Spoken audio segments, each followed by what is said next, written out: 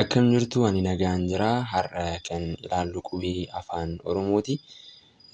Egaa qubee afaan Oromoo jechuudha kan ilaallu ta'a. Qubeen afaan Oromoo qubee 26 qaba.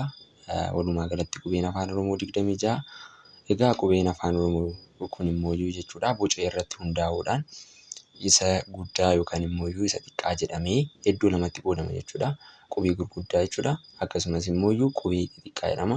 Qubeen gurguddaan kunoo isa kanneen amma ilaalaa jirtan kanaadha. Qubeen xixiqqaan immoo jechuudha isa kanneenidha jechuudha. Inni kunneen qubee xixiqqaa jedhamu jechuudha.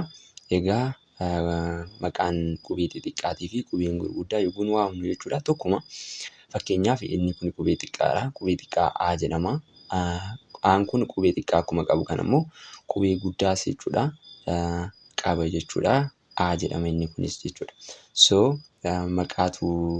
Maqaan isaanii tokkuma boca isaaniiti malee jechuudha. Bocumaan qubee xixiqqaa fi qubee gurguddaa jedhaman malee maqaan tokkuma jechuudha. Amma immoo kallattumaan akkamitti isaan dubbisna kan jedhutti dabarra jechuudha.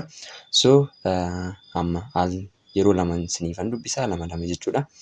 Isin immoo yoon isinittis muddama ta'e dhaabaa irra deddeebi'aa dubbisuu dandeessu jechuudha. Egaa qubeen jalqabaa kun A jedhama. A qubee jalqabaa afaan Oromooti jechuudha. A, B, C, D, E, F, G, H, I, J, K, L, M, N, O, P, Q, R, S, T, U, V, W, X, Y, Z jennee jechuudha. Zaan qubeen dhumaa Z jedhama jechuudha. Al tokko irra deebiidhaan isiniifan jedha.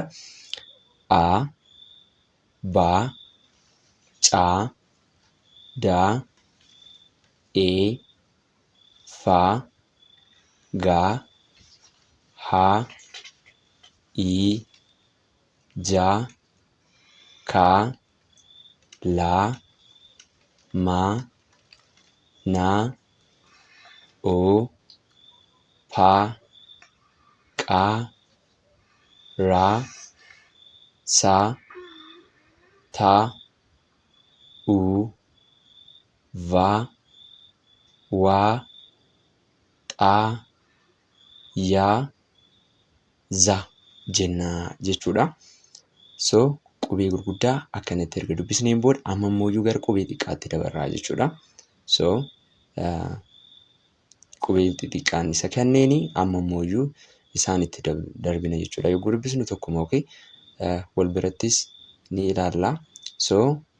Isa kanaan A, B, C, D, E, F, G, H, I, J, K, L, M, N, O, P, Q, R, S, T, U, V, W, X, Y, Z jenna jechuudha.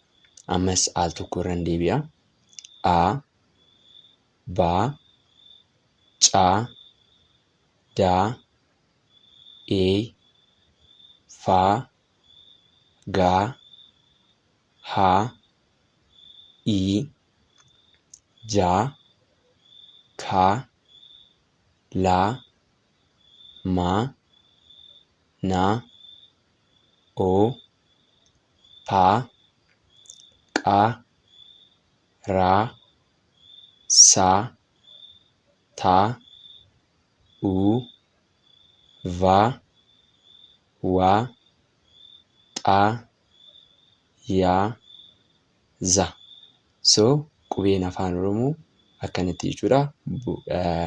Bocni guddaa fi bocni xiqqaan Egaa kanuma fakkaatu kan yoo dubbisnus haala kanaani.